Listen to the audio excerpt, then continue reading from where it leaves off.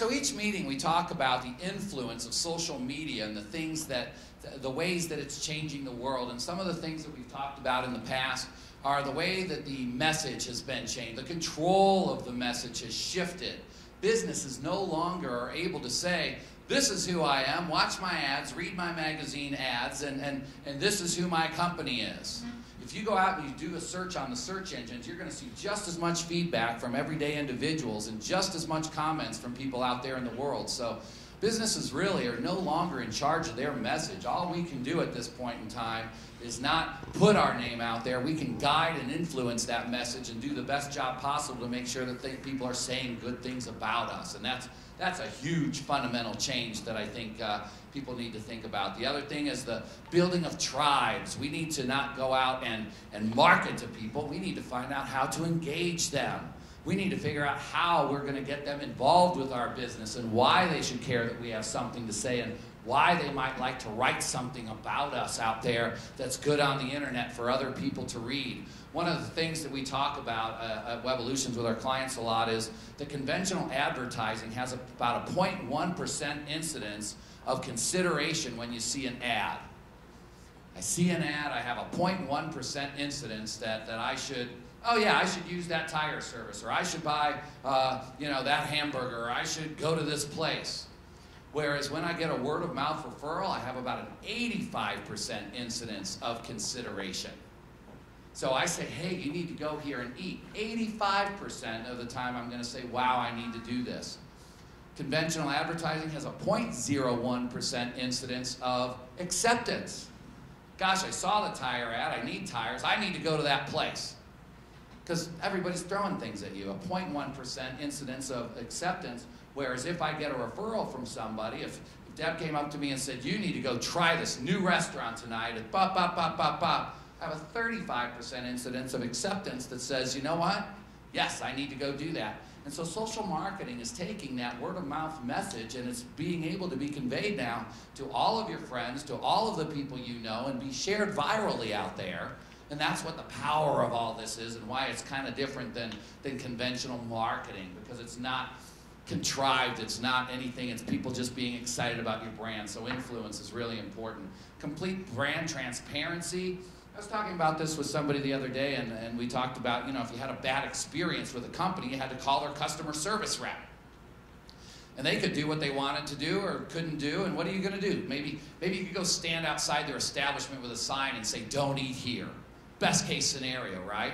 What can you do now if you go somewhere and they treat you poorly or something doesn't work out almost exactly the way that you hope that it's going to work out or that you would expect for it to work out? Can a business tell you anymore, hey, we don't care?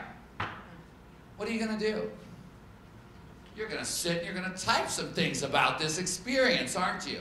And everybody who's thinking about giving them money is going to go out there and read that. And one person now can influence that entire brand by spending a minute and a half on their cell phone while they're, well, hopefully not driving down the street, but while they're sitting at their office, they can say, this brand is no good.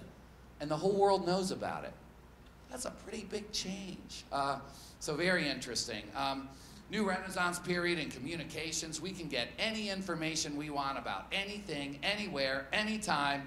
We can consume information about things. We've never, ever lived in a time where that's possible before. And when you think about it, it's pretty amazing what capabilities we all have probably right in our pocket.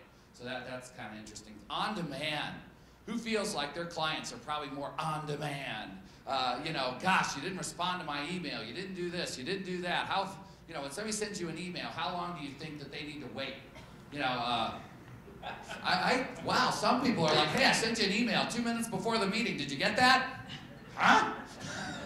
No, I didn't. But we're more on demand, and so businesses have to think about on demand. People are, they've got my YouTube, they've got my Google, they've got my playlist, I've got on-demand TV, I've got my DVR, I've got all these things, and it's all about me, and I'm in control of this whole world of things, and then I need to work with you.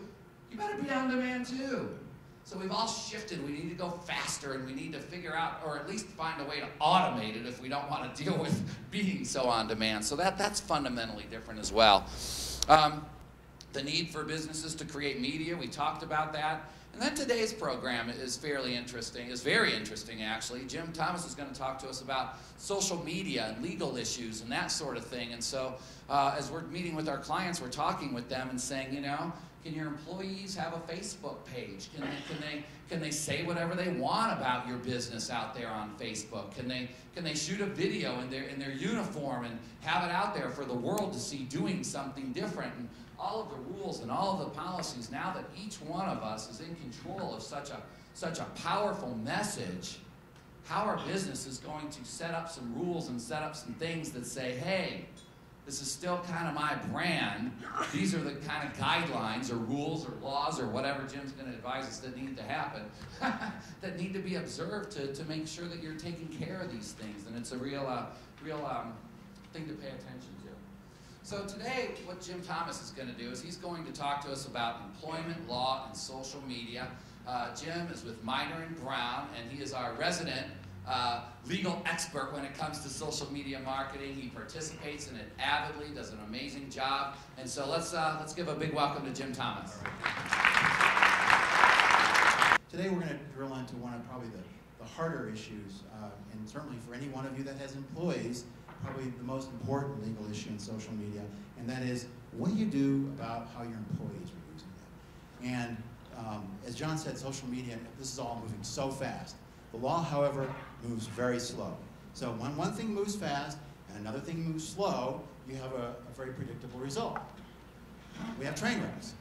So I hope to give you some ideas about setting policies so that you can mitigate the risk of train wrecks until the law catches up, which it never will, but until it gets a little bit closer to catching up. There's always going to be some risk. Now, the hard part about policies are, even when it's clear what the law allows, and it's not always going to be clear, you shouldn't necessarily take the hardest position. And this is a good starting point. This is a public search of Facebook, and I just plugged in there, bored at work. And there's a whole pile of people up there talking about how bored they are at work on their Facebook pages. And you as an employer are completely entitled to say you cannot use Facebook at work. I'm not saying you should say that, but I'm saying you are entitled to prohibit access to Facebook, Twitter, any kind of personal use of the internet, personal use of the telephone, for crying out loud. That was a big thing years ago. You are entitled to do that. It doesn't necessarily mean, from a business perspective, that's a smart thing. One of the questions that came to me in advance of this was, should I require my employees to make me a friend on Facebook? And it's a very interesting question. And even before we get to the legality of it, from a practical viewpoint, I guess the question is, do you think you can actually achieve anything that way? Because I got on Facebook, I started as a parent. Now, I know that it would be very easy for my kids to filter out anything they don't want me to see. So requiring your employees to be your Facebook friend is probably not going to help you much. The next step would be, well, can I require them to give me their password? And yeah, I saw the faces. That's kind of my response. Legally, actually, it's a kind of an open question. There might be some arguments to why you could require that. But again, practically, why should you? Because they could obviously set up one Facebook account, John, and give that to you, and then have another Facebook account that they use in a personal email that is where they really bitch about your company, right? So you're probably better off saying you can't use it at work, or if you do use it at work, it can't interfere with your productivity. And if you do break our policies about how you use Facebook, then you're going to be subject to some consequences. So I guess the takeaway from this particular one is my recommendation would be, to permit your employees to use Facebook. You can't stop them from using it from all kinds of, but to have some very clear policies about what they can say about your